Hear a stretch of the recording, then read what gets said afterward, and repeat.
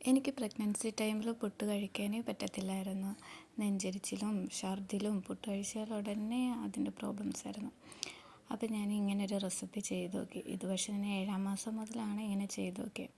റാഗിപ്പൊടി എടുത്തിട്ട് റാഗിപ്പൊടിയിൽ കുറച്ച് അരിപ്പൊടിയും പിന്നെ നമ്മുടെ വീട്ടിലുണ്ടാക്കിയ നെയ്യ് തന്നെ കേട്ടോ. അത് എത്ര ആവശ്യത്തിനനുസരിച്ച് ഇടാം. ഞാനിപ്പോൾ ഒരു 1-1.5 സ്പൂണ് നെയ്യ്, തേങ്ങ ഇതെല്ലാം കൂടി ഇട്ട് നല്ലപോലെ മിക്സ് ചെയ്തു.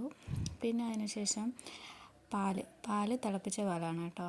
അതിങ്ങനെ കുറച്ച് ഒഴിച്ച് പുട്ടിന് കുഴയ്ക്കുന്ന കണക്ക് നല്ലപോലെ കുഴച്ചെടുത്തിട്ട് നമ്മൾ ഇതിപ്പോൾ എല്ലാം എനിക്ക് ആവശ്യത്തിനുള്ള മാത്രമാണ് എടുത്തിട്ടുള്ളത് കേട്ടോ. പിന്നെ തേങ്ങ ഇട്ടിട്ട് അതിലിട്ട് പുട്ടുപൊടി ഇട്ട് പിന്നെ ആവി കയറ്റിയെടുക്കുക. പിന്നെ ഞാൻ ഇതിൻ്റെ കൂടെ കഴിക്കുന്നതെന്ന് വെച്ചാൽ പഴവും പരിപ്പറി, പപ്പടം, ഇത് മൂന്നും കൂടെ കോമ്പിനേഷൻ എനിക്ക് ഭയങ്കര ഇഷ്ടമാണ്. അതിന് ശേഷം ഞാൻ ഛർദ്ദിച്ചിട്ടും ഇല്ല, എനിക്ക് നെഞ്ചെരിച്ചിലും വന്നിട്ടില്ല ഇങ്ങനെ പുട്ടുണ്ടാക്കി കഴിച്ചപ്പോൾ.